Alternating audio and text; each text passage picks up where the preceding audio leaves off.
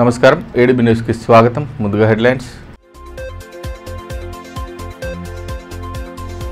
ప్రధాని చేతుల మీదుగా అరుదైన పురస్కారం అందుకున్న జిల్లా కలెక్టర్ రాజర్షిషా ఏబీపీ కేటగిరీలో సత్ఫలితాలు సాధించి టాప్ 5 లో నిలిచిన నార్నూర్ బ్లాక్. పీఎం ప్రజాస్వామ్య పరిపాలన ఉత్తమ పురస్కారాన్ని స్వీకరించిన పాలనాధికారి.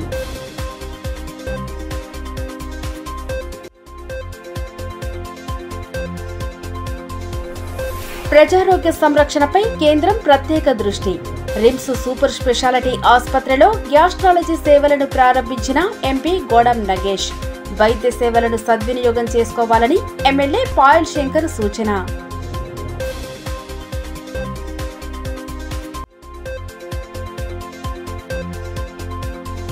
ప్రజలు అందించే వినతుల పరిష్కారానికి సత్వర చర్యలు తీసుకోవాలి.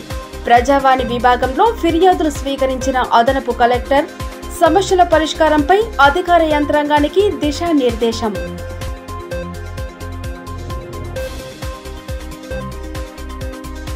బ్లాక్ ఆస్పిరేషన్ ప్రోగ్రాంలో భాగంగా వివిధ విభాగాల్లో సత్ఫలితాలు సాధించినందుకు గాను నార్నూర్ మండలం ప్రధానమంత్రి ప్రజాస్వామ్య పరిపాలన ఉత్తమ పురస్కారానికి ఎంపికైంది.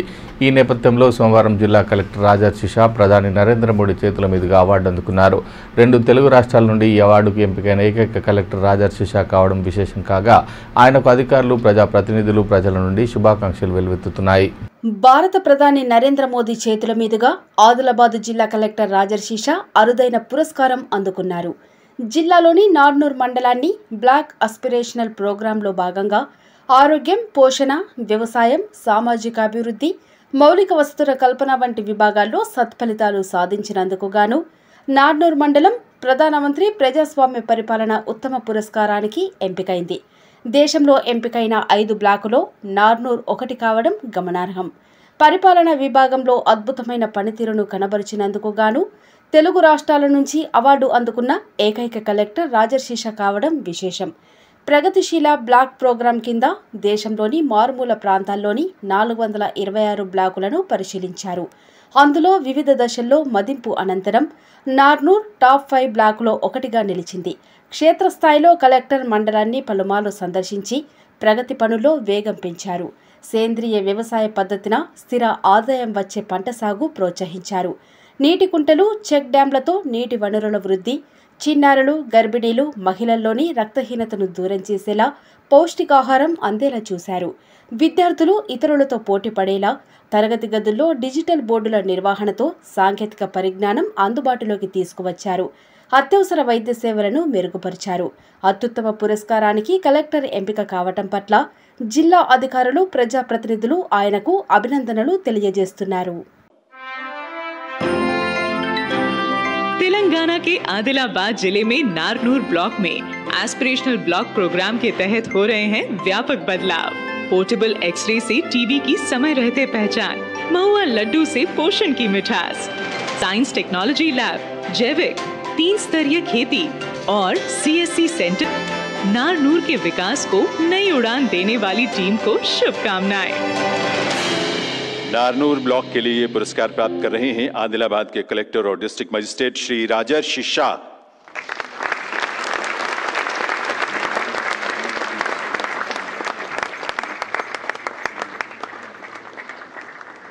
इस वर्ग में अगला पुरस्कार प्रदान किया जा रहा है. పేదలకు నాణ్యమైన వైద్య సేవలు అందించడమే లక్ష్యంగా కేంద్ర ప్రభుత్వం జిల్లాలో రిమ్స్ సూపర్ స్పెషాలిటీ ఆసుపత్రి నిర్మాణానికి ముందుకు వచ్చిందని, ఆసుపత్రిలో అందుతున్న సేవలను సద్వినియోగం చేసుకోవాలని ఎంపీ గోడం నగేష్ సూచించారు.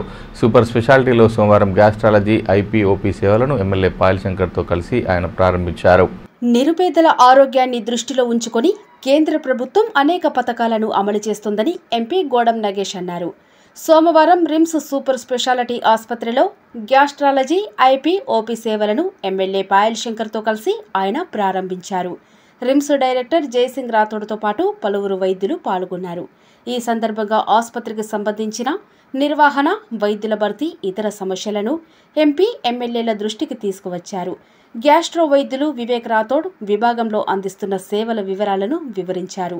కార్యక్రమంలో రిమ్స్ సూపరింటెండెంట్లు అశోక్, సత్యనారాయణ తదితరులు పాల్గొన్నారు.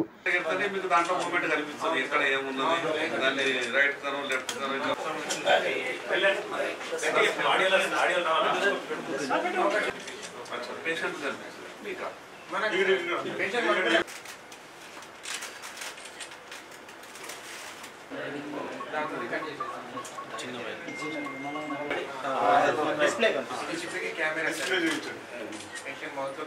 మేరకు ఎంపీ గోడం నగేష్ మాట్లాడుతూ జిల్లాలో పేదలకు నాణ్యమైన వైద్య సేవలు అందించాలన్న సంకల్పంతో కేంద్ర ప్రభుత్వం రిమ్స్ సూపర్ స్పెషాలిటీ ఆసుపత్రిని నిర్మించినట్టు తెలిపారు.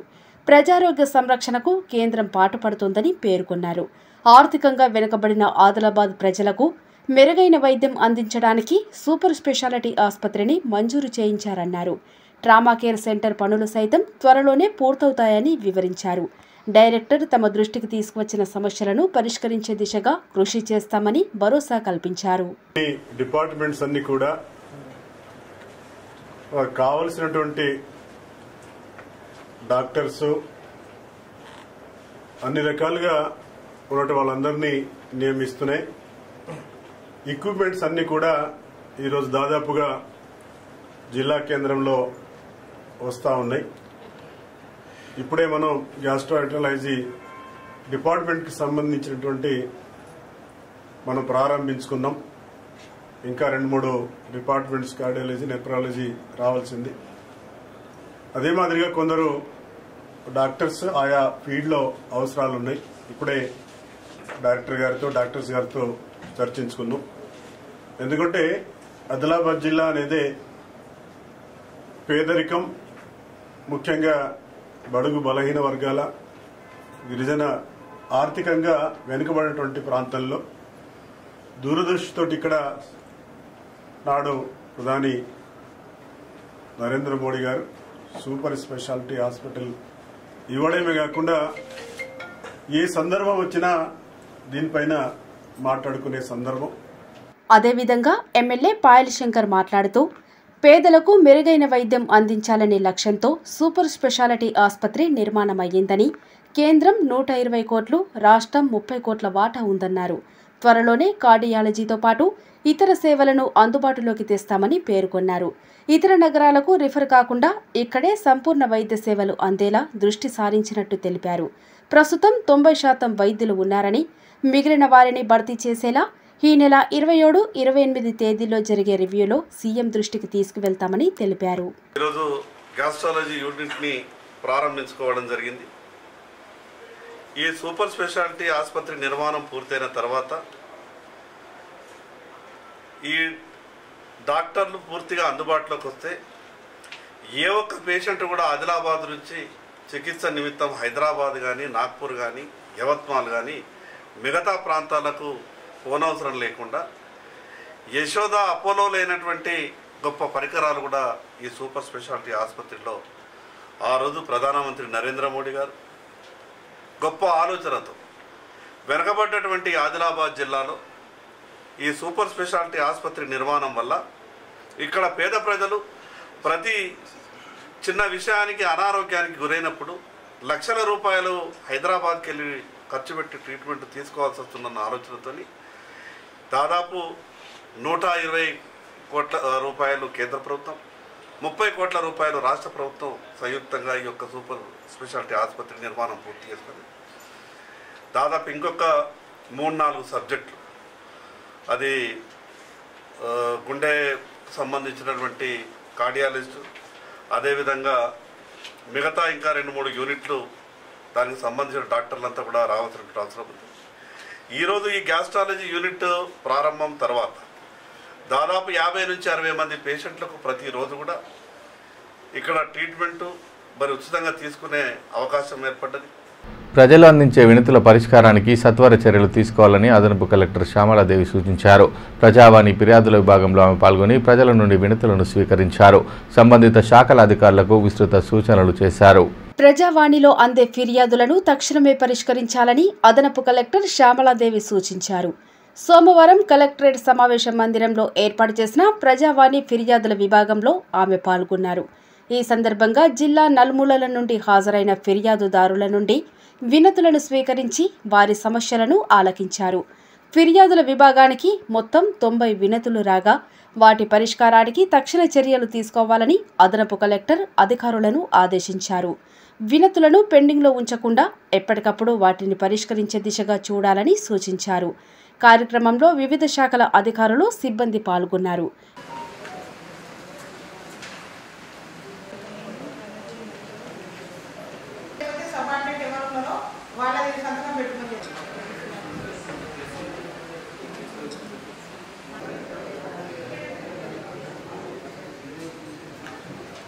ఇదిలా ఉంటే బెస్ట్ అవైలబుల్ స్కూల్లో భాగంగా ప్రైవేటు స్కూళ్లలో చదువుతున్న ఎస్సీ, ఎస్టీ విద్యార్థులకు సంబంధించి 2 ఏళ్ల ఫీజులు ప్రభుత్వం చెల్లించాలని ప్రైవేటు స్కూలు యాజమాన్యాల ప్రతినిధులు, విద్యార్థుల తల్లిదండ్రులు కోరారు. ఈ మేరకు కలెక్టర్ సమావేశ మందిరం ఎదుట వారు నిరసన తెలిపారు. విషయం తెలుసుకున్న అదనపు కలెక్టర్ శ్యామలాదేవి వారి వద్దకు వచ్చి మాట్లాడగా ఆమెకు వినతి పత్రం అందజేసి సమస్యలను వివరించారు. ప్రైవేట్ స్కూలు యాజమాన్యం తరఫున వేదవ్యాస్ మాట్లాడుతూ బెస్ట్ అవైలబుల్ స్కూల్ కింద పేద, మధ్యతరగతి ఎస్సీ, ఎస్టీ విద్యార్థులకు నాణ్యమైన బోధన అందిస్తున్నామని, గత 2 ఏళ్ల నుండి ప్రభుత్వం ఫీజులు చెల్లించడం లేదని అన్నారు. ఇప్పటికే అనేక మార్లు విన్నవించినా ఫలితం లేదన్నారు. విద్యార్థుల భవిష్యత్తును దృష్టిలో ఉంచుకొని వెంటనే బకాయిలో ఉన్న ఫీజులు చెల్లించాలని కోరారు.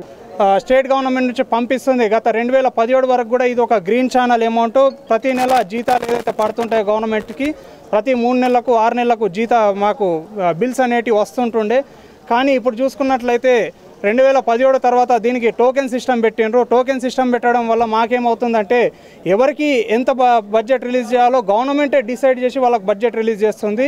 మేము కేవలం 42,000 రూపాయలకు హాస్టల్ ఫెసిలిటీ ఇస్తున్నాము. అది కూడా గవర్నమెంట్ రిలీజ్ చేసిన ఆర్డర్ ప్రకారం 42,000లో వాళ్ళకు భోజనము, బుక్స్, యూనిఫామ్ అనేది ఈ పేద విద్యార్థులకు అందించాలనే ఒక ఉద్దేశంతో గవర్నమెంట్ తీసుకొచ్చింది. దానికి మేము అంగీకరించి మేము తీసుకుంటున్నాము. కానీ మమ్మల్ని ఇంకా దాన్ని తొక్కే ప్రయత్నంలో చేస్తున్నారు. ఇప్పుడు గవర్నమెంట్కి మేము ఎన్నోసార్లు వినతి పెట్టుకున్నాము. ఎందుకంటే యాజ్ ఎ కరస్పాండెంట్గా మేము విద్యావంతులం కాబట్టి రోడ్ల మీదకి వచ్చి ధర్నా చేయలేము అని చెప్పేసి గవర్నమెంట్ కూడా తెలుసు అని ఉద్దేశంతో వాళ్ళు ఏం చేస్తున్నారంటే మమ్మల్ని పట్టించుకోవట్లేదు. దానికి గాను మేము ప్రతి మినిస్టర్కి 7 మినిస్టర్లకు, ఒక సీఎం కూడా మేము లేఖ ఇచ్చాము. కానీ ఈ రోజు వరకు బిల్స్ అనేటివి రిలీజ్ చేయలేదు. కేంద్ర రాష్ట్ర ప్రభుత్వాల విధానాలతో సామాన్య ప్రజలు, యువత విసుగు చెందారని మాజీ మంత్రి జోగురామన్ అన్నారు. ఆదివారం స్థానిక బీఆర్ఎస్ పార్టీ కార్యాలయంలో ఏర్పాటు చేసిన కార్యక్రమంలో పలువురు యువకులు బీఆర్ఎస్లో చేరగా వారికి గులాబీ కండువాలు కప్పి సాదరంగా ఆహ్వానం పలికారు. కేంద్ర రాష్ట్ర ప్రభుత్వాలు యువతకు ఇచ్చిన హామీలను నెరవేర్చడంలో విఫలమయ్యాయని మాజీ మంత్రి, బీఆర్ఎస్ జిల్లా అధ్యక్షులు జోగురామన్న అన్నారు. ఆదివారం సాయంత్రం స్థానిక పార్టీ కార్యాలయంలో ఏర్పాటు చేసిన పార్టీ చేరికల కార్యక్రమానికి ఆయన ముఖ్య అతిథిగా హాజరయ్యారు.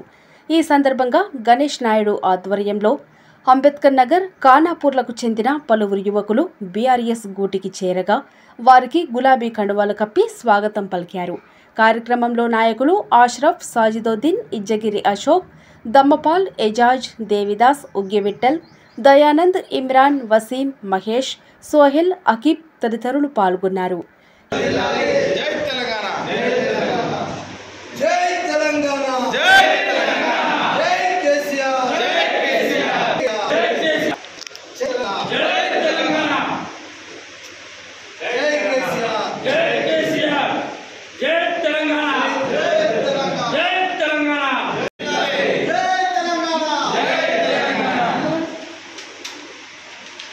ఈ మేరకు మాజీ మంత్రి జోగురామన్న మాట్లాడుతూ అభివృద్ధిని పక్కన పెట్టి కేంద్ర రాష్ట్ర ప్రభుత్వాలు స్వార్థపూరిత రాజకీయాలు చేస్తున్నాయని ఆక్షేపించారు. మాజీ సీఎం కేసీఆర్ పాలనలో తెలంగాణ రాష్ట్రం పక్క రాష్ట్రాలకు సైతం ఆదర్శంగా నిలిచిందని గుర్తు చేశారు. బడుగు బలహీన వర్గాల సంక్షేమం బీఆర్ఎస్తోనే సాధ్యమని స్పష్టం చేశారు. ప్రస్తుత రాష్ట్ర ప్రభుత్వ విధానాలతో ప్రజలు తీవ్ర ఇబ్బందులకు గురవుతున్నారని మండిపడ్డారు. బీజేపీ, కాంగ్రెస్ల వైఖరితో విసుగు చెందిన యువత పెద్ద ఎత్తున బీఆర్ఎస్ పార్టీలోకి చేరేందుకు మొగ్గు చూపుతున్నారని పేర్కొన్నారు.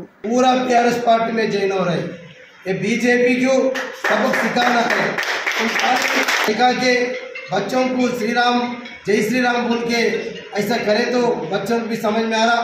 जो जय श्री राम तो हम भी बोलते, सब बोलते, मगर ऐसा काली राम का नाम लेके बेचारा नौजवान बच्चों का जिंदगी को नुकसान हो रहा, ख़त्म कर रहे। अब बच्चों का भी अभी समझ में आ रहा। अब हिंदू, मुसलमान, सिख, ईसाई पूरा केसीआर साहब के साथ रहेंगे और बीआरएस पार्टी को मजबूत करेंगे।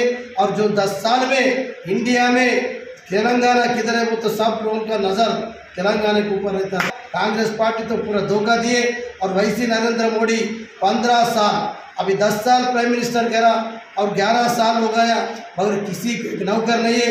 1 साल को 2 करोड़ नौकर देते बोलते, ऐसा एक महिला को 15 लाख रुपए खाता में डालते बोलते, काश्तकारों को भी करते बोल के बोले।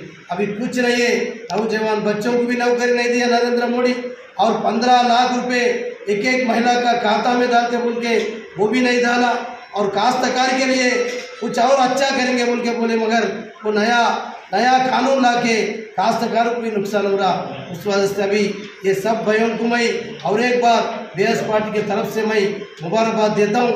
భారతరత్న డాక్టర్ బిఆర్ అంబేద్కర్ జయంతి ఉత్సవాల్లో భాగంగా పట్టణంలోని బీజేపీ పార్టీ కార్యాలయంలో జిల్లా సదస్సు నిర్వహించారు. ఈ సందర్భంగా అంబేద్కర్ చిత్రపటం వద్ద ఘన నివాళులు సమర్పించారు.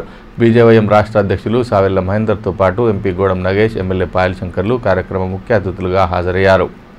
రాజ్యాంగ నిర్మాత డాక్టర్ బిఆర్ అంబేద్కర్ ఆశయ సాధనకు ప్రతి ఒక్కరూ పాటుపడాలని బీజేవైఎం రాష్ట్ర అధ్యక్షులు సెవెళ్ల మహేందర్ అన్నారు. భారతరత్న డాక్టర్ బిఆర్ అంబేద్కర్ జయంతి ఉత్సవాల్లో భాగంగా పట్టణంలోని పార్టీ కార్యాలయంలో జిల్లా సదస్సు నిర్వహించారు.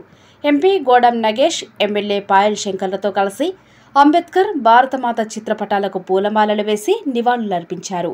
అనంతరం కార్యకర్తలతో సదస్సు నిర్వహించి దిశానిర్దేశం చేశారు. కార్యక్రమంలో బీజేపీ జిల్లా అధ్యక్షుడు బ్రహ్మానంద్, నాయకులు ఆదినాథ్, అస్తక్ సుభాష్, మయూర్ చంద్ర తదితరులు పాల్గొన్నారు. ఈ సందర్భంగా బీజేవైఎం రాష్ట్ర అధ్యక్షులు సెవెళ్ల మహేందర్ మాట్లాడుతూ బడుగు బలహీన వర్గాల రాజ్యాధికారం కోసం అంబేద్కర్ పోటీ చేసిన సమయంలో కాంగ్రెస్ ఆయనపై అభ్యర్థిని పోటీలో ఉంచి ఓడించిందని, గతంలో ఆ మహనీయుడిని అవమానపరిచి ప్రస్తుతం రాజ్యాంగ పరిరక్షణ పేరిట యాత్రలు నిర్వహించడం విడ్డూరంగా ఉందని అన్నారు. రాజ్యాంగాన్ని గుండెలో పెట్టుకుని చూసుకునే పార్టీ బీజేపీ ఒకటేనని స్పష్టం చేశారు. అంబేద్కర్ జయంతికి ఒకరోజు ముందు నుండి ఉత్సవాలు జరుపుతున్నామని అన్నారు. ఆ మహనీయుడి స్ఫూర్తితో ఆయన ఆశయాలను ముందుకు తీసుకెళ్తామని పేర్కొన్నారు. ఆదిలాబాద్ జిల్లాకు రావాలి, ఒక చక్కటి కార్యక్రమంలో పాల్గొనాలని చెప్పేసి అనేక రోజులుగా నేను కలగలుగుతా ఉంది. విద్యార్థి పరిషత్ ఏబీవీలో పనిచేసినప్పుడు కూడా ఈ యొక్క జిల్లా మీద ఇనలేని ప్రేమ, అభిమానం ఉంది. విషయం వచ్చేసరికి ఎక్కడో హైదరాబాద్ ఉన్నటువంటి వ్యక్తులకు ఎప్పుడు బీజేపీ పెరుగుతుంది, ఎప్పుడు బీజేపీ తెలంగాణలో అధికారంలోకి వస్తుందని చెప్పేసి కలలు కంటున్నటువంటి వ్యక్తులకు ఈ ఉమ్మడి జిల్లా నుంచి 4 ఎమ్మెల్యే స్థానాన్ని, ఒక ఎంపీ స్థానాన్ని ఇచ్చినటువంటి కార్యకర్త మిత్రులకు అందరూ కూడా ఈరోజు 350 నుంచి 400 కిలోమీటర్లు నాకు అది దగ్గరగా అయ్యిందంటే కార్యకర్తలలో ఉన్నటువంటి ఆ యూనిటీ, కార్యకర్తలో ఉన్నటువంటి ఆ ప్రతిమ ఇదంతా కూడా రాష్ట్ర వ్యాప్తంగా వ్యాప్తి చెందాలి. వచ్చే ఎన్నికలలో ఏదైతే బీజేపీ గవర్నమెంట్ ఫామ్ అవుతుందో, సెంట్రల్లో వచ్చే ఎన్నికలలో 400 ఏదైతే మనం పాస్ అవుతామో దాంట్లో అత్యధికంగా తెలంగాణ నుంచి రాబోతా ఉంది. అది మొత్తం కూడా ఇక్కడ ఉమ్మడి ఆదిలాబాద్ జిల్లా నుంచే ప్రారంభం కాబోతా ఉంది. ఆదిలాబాద్లో భూ కబ్జాలకు పాల్పడుతూ స్థానిక ఎమ్మెల్యే పాయల్ శంకర్ ల్యాండ్ మాఫియాను పెంచి పోషిస్తున్నాడని కాంగ్రెస్ పార్టీ అసెంబ్లీ ఇన్ఛార్జ్ కంది శ్రీనివాసరెడ్డి ఆరోపించారు.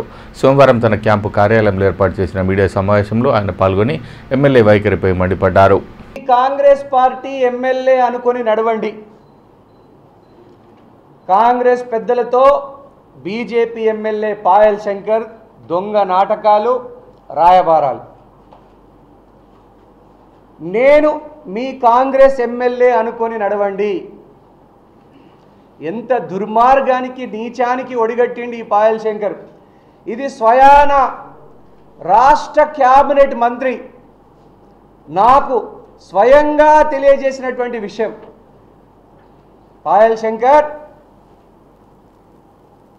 నీ వ్యక్తిగత ఆస్తులు పెంపొందించుకోవడానికి, నీ అల్లుడి పేరు మీద, నీ కొడుకు పేరు మీద, నీ పేరు మీద వ్యక్తిగత ఆస్తులు సంపాదించుకోవడానికి ఇంత నీచానికి, దారుణానికి ఒడిగట్టేటువంటి చరిత్ర పాయల్ శంకర్. నేను పాయల్ శంకర్కి ఒకటే చెప్తా ఉన్నా, నువ్వు నిజంగా నేను మీ కాంగ్రెస్ పార్టీ ఎమ్మెల్యేనే అని అనుకొని నడవండి అని, నువ్వు ఖచ్చితంగా రాష్ట్ర మంత్రుల చుట్టూ తిరుగుతూ ఉన్నావు పైరవీల కోసం, నీ కబ్జా భూముల్ని రెగ్యులరైజేషన్ కోసం. ఈ మాట గనక తప్పని నువ్వు నిరూపిస్తే నేను తడిగుడ్డలతో తడి బట్టలతో ఏ దేవాలయంలోనైనా ప్రమాణం చేయడానికి సిద్ధం. పాయల్ శంకర్ నేను మీ కాంగ్రెస్ పార్టీ ఎమ్మెల్యే అనుకొని నడవండి అన్న మాటలు 1000% నిజం. దీనికోసం తడి బట్టలతో యాపల్గూడ శివ మార్కండేయ ఆలయంలో కానీ, జైనత్ లక్ష్మీనారాయణ స్వామి ఆలయంలో కానీ, పెండల్వాడ హనుమాన్ మందిర్లో కానీ నేను నా తడి బట్టలతో నా బిడ్డ మీద ఒట్టు వేసి ప్రమాణం చేసి నేను ఈ విషయం చెప్తా ప్రజలందరికీ. నువ్వు ఈ మాట మంత్రుల దగ్గర అనకపోయి ఉంటే నువ్వు కూడా నీ బిడ్డ మీద తడి బట్టలతో ప్రమాణం చేయడానికి నాతో పాటు సిద్ధం కావాలి పాయల్ శంకర్. పోలీసులమని నమ్మించి అమాయక మహిళ నుండి బంగారు నగలను దుండగులు దోచుకెళ్లిన ఘటన బేలా మండలంలో చోటు చేసుకుంది. ఆదివారం స్థానిక బేలా పోలీస్ స్టేషన్లో ఏర్పాటు చేసిన మీడియా సమావేశంలో డీఎస్పీ జీవన్ రెడ్డి పాల్గొని కేసు వివరాలు వెల్లడించారు. దారిగుండా వెళ్తున్న వాహనాన్ని ఆపి మహిళ దగ్గరున్న 2 తులాల బంగారు నగలను దుండగులు అపహరించిన ఘటన బేలా మండల పరిధిలో చోటు చేసుకుంది. కేటుగాళ్ల చేతిలో మోసపోయామని గ్రహించిన దంపతులు చివరికి పోలీసులను ఆశ్రయించారు. ఆదివారం సాయంత్రం బేలా పోలీస్ స్టేషన్లో ఏర్పాటు చేసిన మీడియా సమావేశంలో డీఎస్పీ జీవన్ రెడ్డి పాల్గొని ఘటనకు సంబంధించిన వివరాలను తెలియజేశారు. జైనత్ మండలం కౌట గ్రామానికి చెందిన సంతోష్ వందన దంపతులు ద్విచక్ర వాహనంపై మాంగ్ రోడ్లోని తమ బంధువుల పెళ్లికి వెళ్లి వస్తున్న సమయంలో పాటన్ గ్రామ సమీపంలో అంతర్రాష్ట్ర రోడ్డుపై ఎదురుగా 2 దుండగులు ద్విచక్ర వాహనాన్ని ఆపారు. పోలీసులమంటూ పరిచయం చేసుకుని వారు వెళ్లే దారిలో హత్య జరిగిందని, బంగారం ధరిస్తే తీసుకెళ్తారని నమ్మించారు. ఒకవేళ బంగారం ఉంటే తీసి ఒక ప్యాకెట్లో క్షేమంగా పెట్టిస్తామని చెప్పారు. వారి వద్ద ఉన్న బంగారు నగలను ఒక ప్యాకెట్లో పెట్టిస్తామని చెప్పడంతో సదరు మహిళ వారిని నమ్మి తన వద్ద ఉన్న బంగారాన్ని తీసి వారికి ఇచ్చింది. కొంతసేపటి తర్వాత వాళ్ళ వద్ద ఉన్న రాళ్ల ప్యాకెట్ను మహిళకు ఇచ్చి బంగారు నగలను తీసుకెళ్లిపోయారు. ప్యాకెట్ను తీసి చూడగా అందులో బంగారానికి బదులు రాళ్లు ఉండడంతో మోసపోయామని గ్రహించి భర్తతో కలిసి బేలా పోలీస్ స్టేషన్కు వచ్చి బాధితులు ఫిర్యాదు చేశారు. బేలా ఎస్ఐ దివ్యభారతి తమ సిబ్బందితో కలిసి సీసీ కెమెరాలను పరిశీలించారు. దొంగలను పట్టుకునేందుకు 2 టీంలను ఏర్పాటు చేశామని, త్వరలోనే దుండగులను పట్టుకుంటామని డీఎస్పీ తెలిపారు.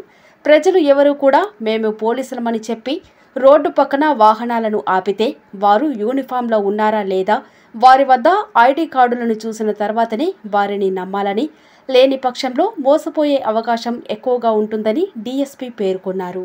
ఈరోజు అందాజా 2:45 PM ప్రాంతంలో జైనత్ మండల్ కౌట గ్రామానికి చెందిన వందన అనే ఒక మహిళ వాళ్ళ భర్తతో పాటు అక్కడ ఒక విలేజ్ బేలా మండలంలో ఒక విలేజ్లో మ్యారేజ్ అటెండ్ అయ్యి బైక్పై రిటర్న్ వస్తుండగా ఇక్కడ దుబాయ్ విలేజ్ శివార్లో రోడ్డుపై బైక్పై వచ్చిన 2 వ్యక్తులు మేము పోలీసులమని చెప్పి ఆపడం జరిగింది.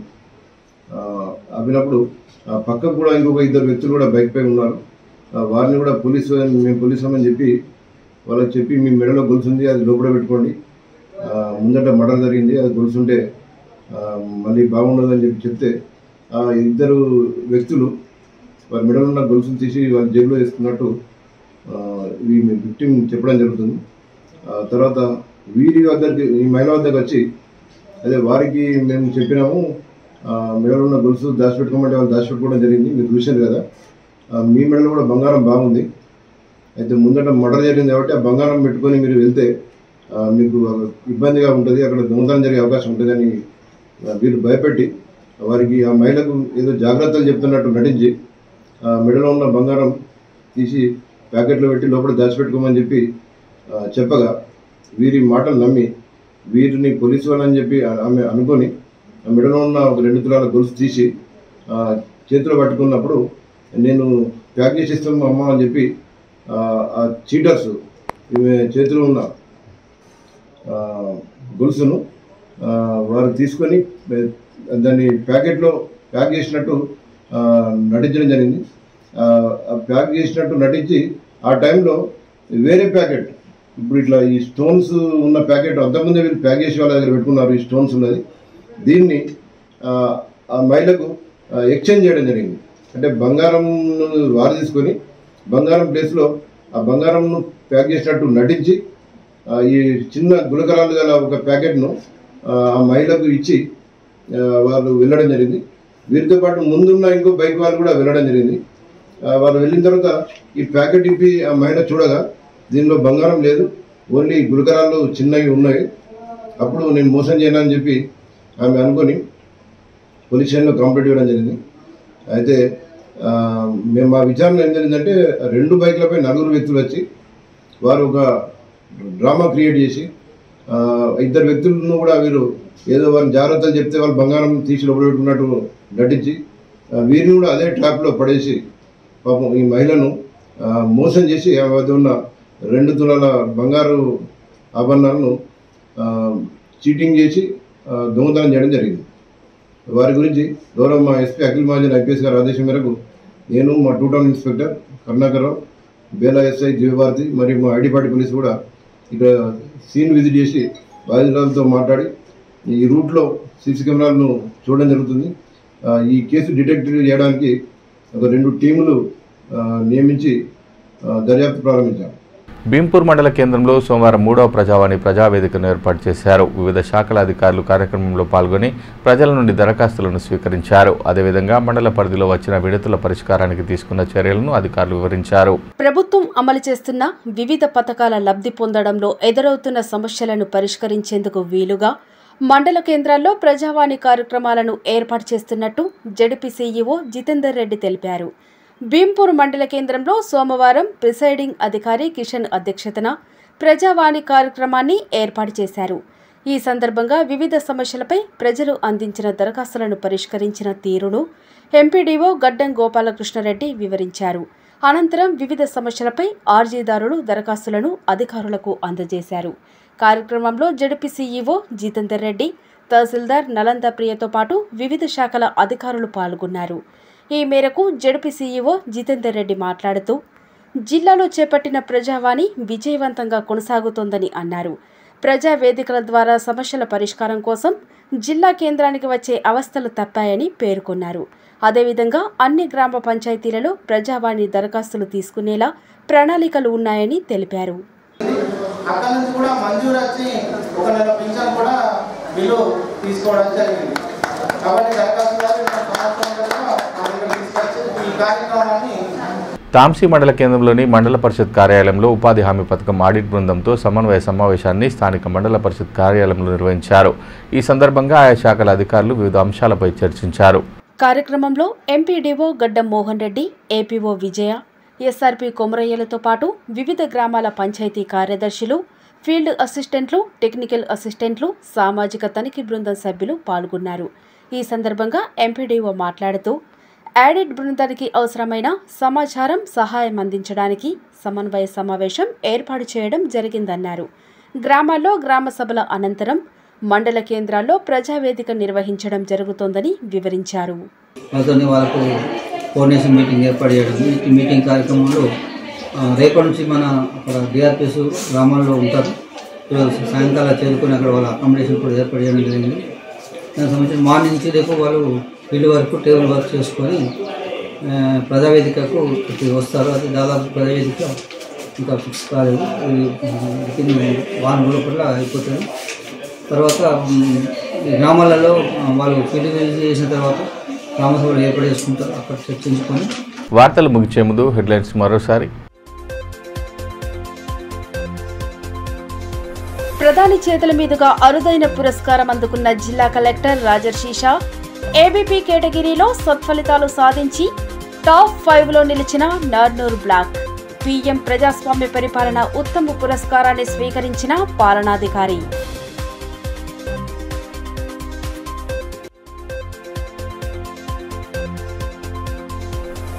ప్రజారోగ్య సంరక్షణపై కేంద్రం ప్రత్యేక దృష్టి.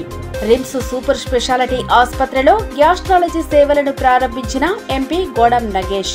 వైద్య సేవలను సద్వినియోగం చేసుకోవాలని ఎమ్మెల్యే పాయల్ శంకర్ సూచన.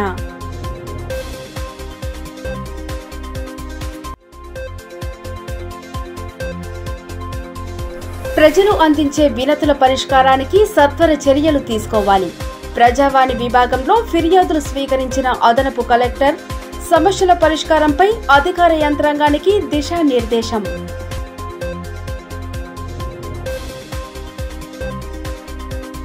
ఈ వార్తలు ఇంతటితో సమాప్తం. తిరిగి ప్రసారమయ్యే మరో బులెటిన్లో మళ్ళీ కలుసుకుందాం. అంతవరకు సెలవు. నమస్కారం.